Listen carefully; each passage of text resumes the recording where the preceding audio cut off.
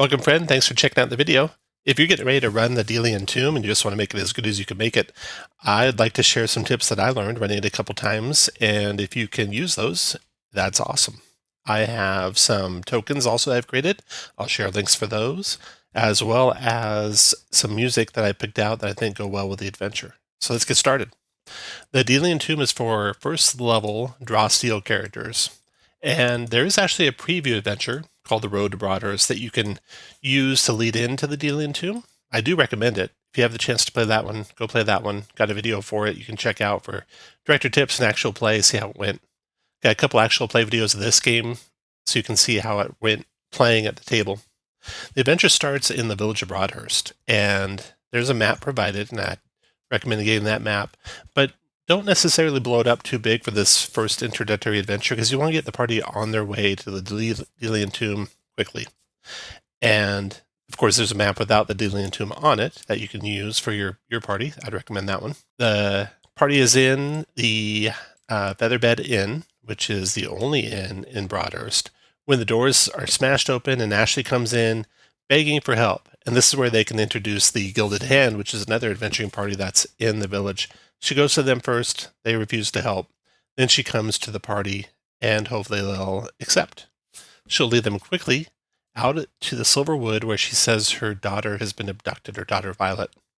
So right away, the party's into the action, and they'll come to this first area here. Of course, you'd have these monster tokens hidden when they get there. They're going to be coming from the south end of the map into the Silverwood. Ashley says, "This is where I saw them take my daughter." And there's a tomb entrance. The door is actually open, and the party can see a set of stairs that go down.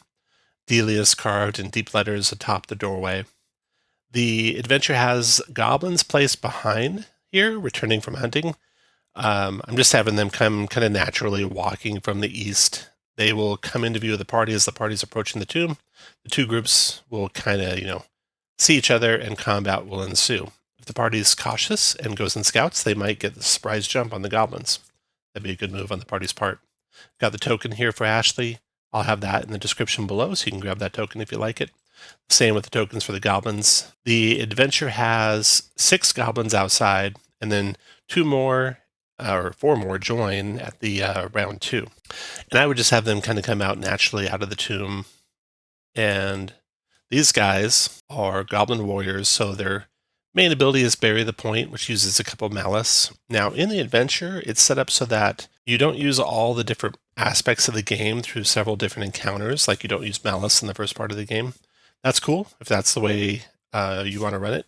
I ran it with them having everything at the start, just because I had some pretty experienced players that had already done Road to Broadhurst, and so you can do it either way, really. And they also have you kind of group these guys with colors and such. I've just been doing it kind of more naturally, where I look at, okay, does the party outnumber, whether the creatures outnumber the party 2 to 1, I'll take 2 creatures at a time through the initiative. I use an initiative tracker over here. I got malice and hero tokens so the party can see what those are at. If the party's in round 1, there'd be 1 malice. If there's 5 in the party, there'd be a total of 6 malice. And hero tokens, if there's 5 in the party, there'd be a total of 5 hero tokens. And by putting that in the turn order, you can keep track of it for the party, and the party can see it. So that's a good way to do it. I have a video on how to do that. I'll put that link of that video in the description below for you too. Once the party is outnumbering the goblins about 2 to 1, and I did this when there was 3 goblins left, the goblins flee. Or the party can capture them, and they can find out quite a bit of information right here. There's the sidebar in the adventure about what the goblins are doing here. And the party should find out that Violet's going to be sacrificed. So time is of the essence, and the party should proceed down quickly. There's no loot in this first encounter, so we come to the second encounter. Now, the second encounter is ready for the party. They sent a couple warriors up. They sent a couple of assassins up. Now they're just waiting for the party to come down those stairs from the north. There are descriptions, faded frescoes on the walls that show this this cup, this silver chalice. And so put those where the party can see it, because they might just forget about it if you read the description and then launch right into battle. Again, I do the combats a little more naturally. I don't color code them or group them. I do have a leader identified, and there are the spine cleavers here. And I didn't do the snipers. Somebody threw the snipers back in there. There's also 8 snipers, so there's like 2 squads.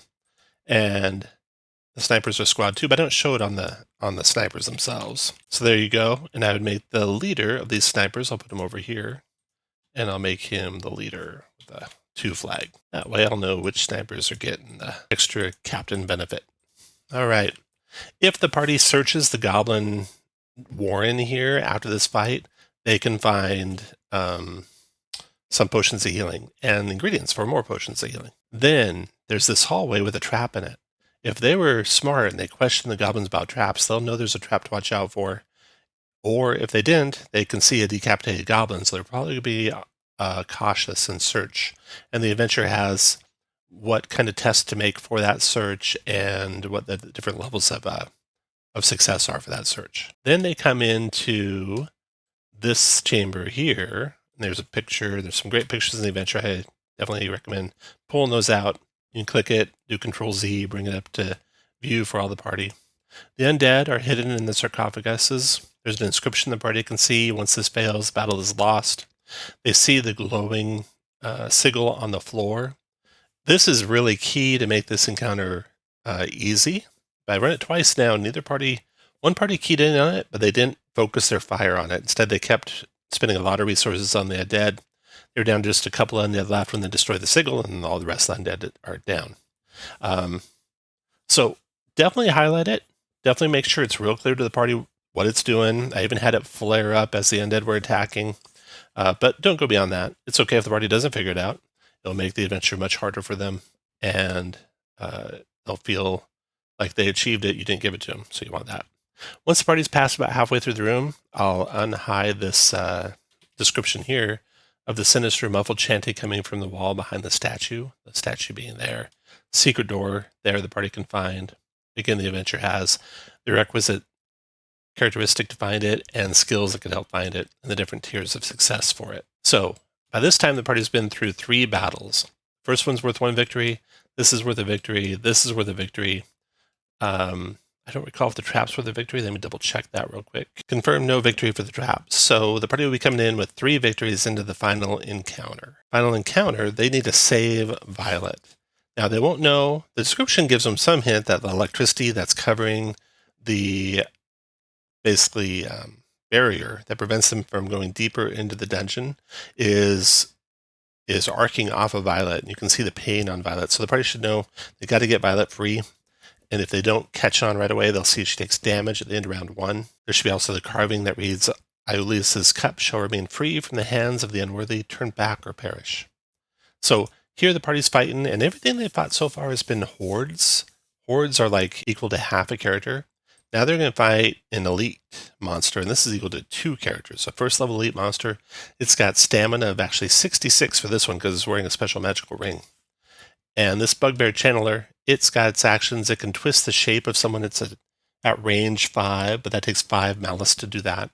Its standard signature attack is Shadow Drag, range of 8, does damage, pulls a creature, and it can pull creatures onto the lightning barrier here and do damage to them and teleport them off, shut them off into different directions. And then he's got Blistering Element, which is a burst 3 that affects only enemies. So he's got some strong powers. And he's got a throw power. If he's grabbing someone adjacent to him, he can vertically push them 3. So that's pretty strong.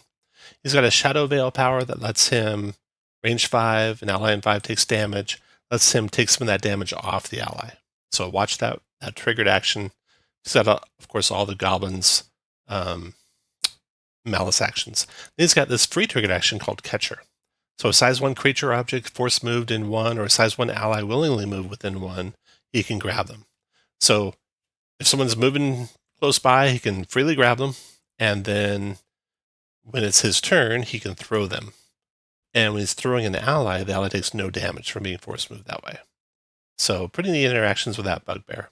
The goblins are like you are familiar with all the way around. That's the last fight. When the party finishes that fight, they'll find a couple of magic items on the bugbear, and they can save Violet, which will make them or grant them a reward for saving Violet. The rewards of this adventure, let's go through those real quick. We have Faux Sense lenses that the party can get the source for and some of the ingredients for. And then The bugbear's wearing a bloodbound band, which is a cool magical ring that increases his stamina, lets him share stamina, or recoveries that is, with another creature. And he's got 2 of them.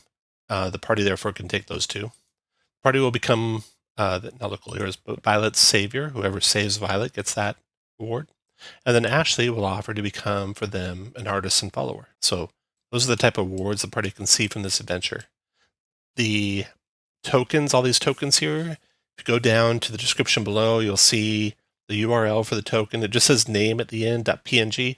Replace the word name with whatever the token's name is, and they'll be listed in the description below. And then music for this adventure. These are all from Tabletop Audio, all built into Roll20. We got the Hearth in that you can use for that, for the inn at the beginning of the adventure. In the forest, if they go out at night or during the day. Goblin ambush in the forest. The Goblin Cave works good for this first room of goblins.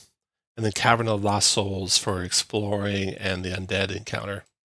And then Abyssal Gaze kind of gives some power background music for that barrier that's there. And then finally, for the conclusion, Country Village.